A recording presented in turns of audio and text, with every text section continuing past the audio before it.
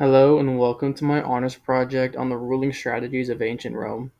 In this video, I'll be exploring how Rome maintained control over such a vast and diverse empire for centuries. From military power to public works, from legal systems to propaganda, Rome's success came from its ability to adapt, organize, and influence. One of Rome's most famous strategies was its military power. The Roman army wasn't just strong, it was highly organized and professional. Soldiers were trained in loyalty to the state, and military service often led to land and citizenship, which tied conquered peoples to Rome. As historian Mary Beard points out, the Roman legions were not just tools of conquest, but engines of Romanization. Rome also built streets across the empire primarily for a troop movement, which doubled as infrastructure for trade and communication. This physical control over land helped ensure order and loyalty, especially in new conquered provinces.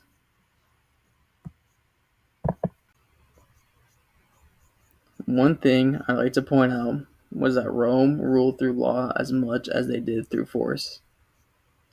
The Roman legal system was based on written codes like the 12 Tables, as seen in the picture.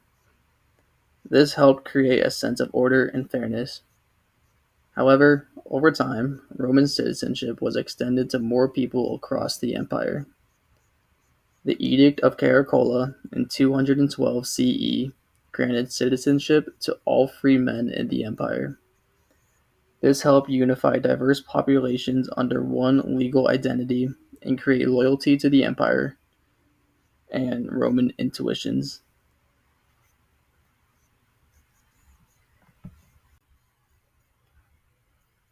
To keep the Roman population at bay, because it was an ever-growing empire, Rome introduced an interesting strategy.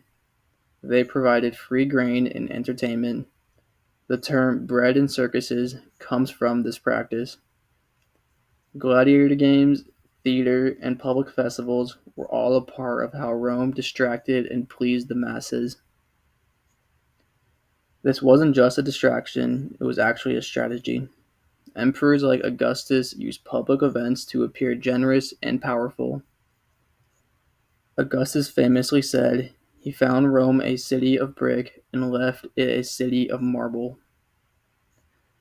His building programs actually created jobs, boosted the economy, and reinforced his image as Rome's savior.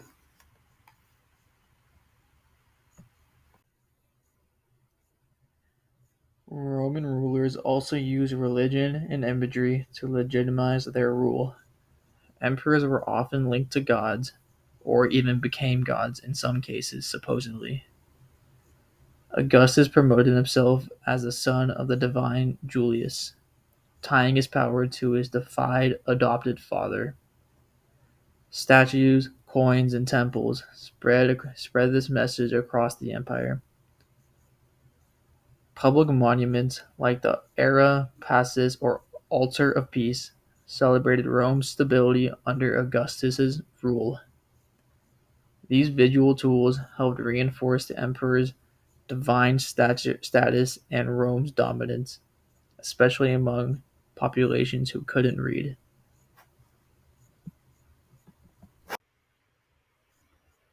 In my opinion, one of the smartest Roman strategies was flexibility.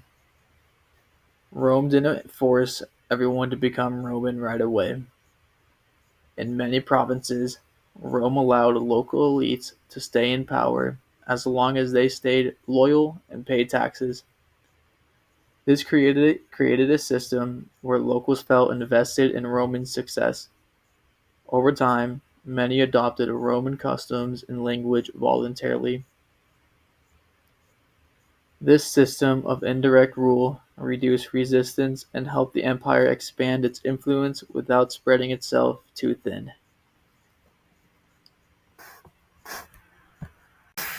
In the end, Rome's ruling strategies combined military strength, legal integration, public appeasement, religious symbolism, and political flexibility. The empire didn't last because of brute force alone.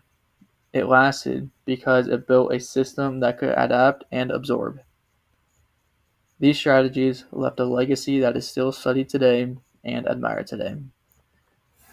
Thank you for watching my honors project.